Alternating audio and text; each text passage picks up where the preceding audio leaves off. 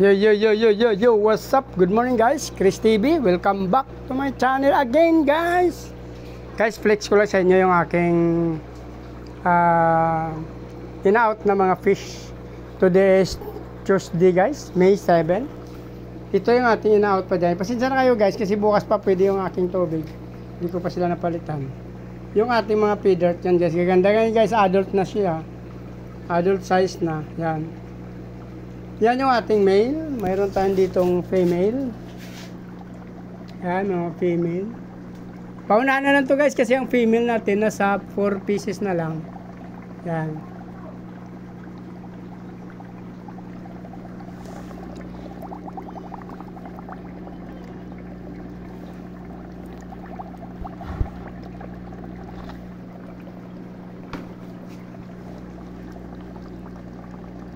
Four pieces na lang ang ating female guys. Pero yung male natin marami.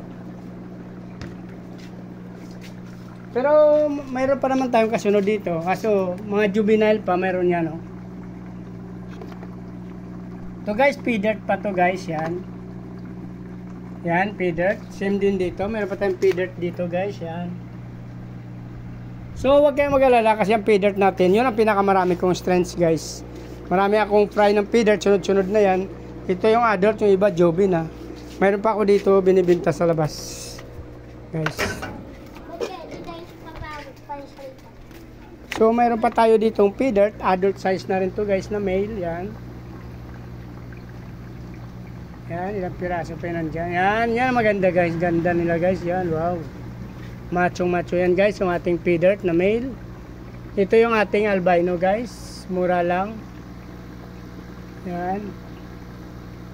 Yan ang mga binibinta ko ngayon guys. Meron tayong albino koi, maliliit pa. Juvenile size. Semi-adult guys, semi-adult. Semi-adult na pala to guys. Yan. Isang buwan na lang pwede na mag-breed yan. Tsaka itong ating mga hybrid na binibinta. Mura lang. Itong pinakamura natin guys. Yung mga parang chops pero tinatawag ko silang hybrid kasi crossbreeds ng ating IBM tsaka ng ating RDSS yan guys. Ito ating mga danyo guys. Yan. Yan na natira sa ating danyo. Mayroon tayo doon maliliit na lang. Yan. Ito mura na itong pagkabinta natin guys.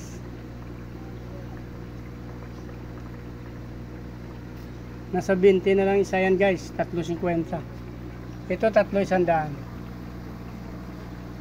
Ito 15 lang itong piraso guys. Oh. Yung feeder natin yan. 150 lang trayo sa feeder natin guys. Albino koi 150 trayo. Ito yung ating mga fry pa guys. So feeder koi ito. Actually meron ako malalaking feeder koi. Antayin na lang natin guys. Abang-abang na lang kayo. Feeder koi. Maganda rin lahi nila. Ay ito guys. So feeder koi. Oh. Kung sino may gusto sa feeder koi. Yan.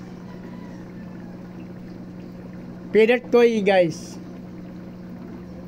Juvenile size pa lang sila guys.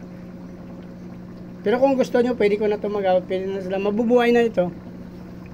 Pwede kayo kumuha trayo. Pwede kayo kumuha pair. Yan.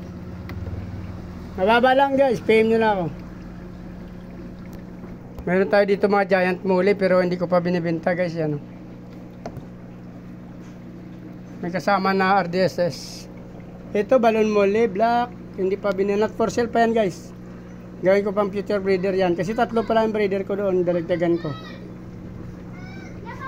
Kung natapos yung video na to at nagustuhan nyo guys, please like, follow, subscribe my YouTube channel guys.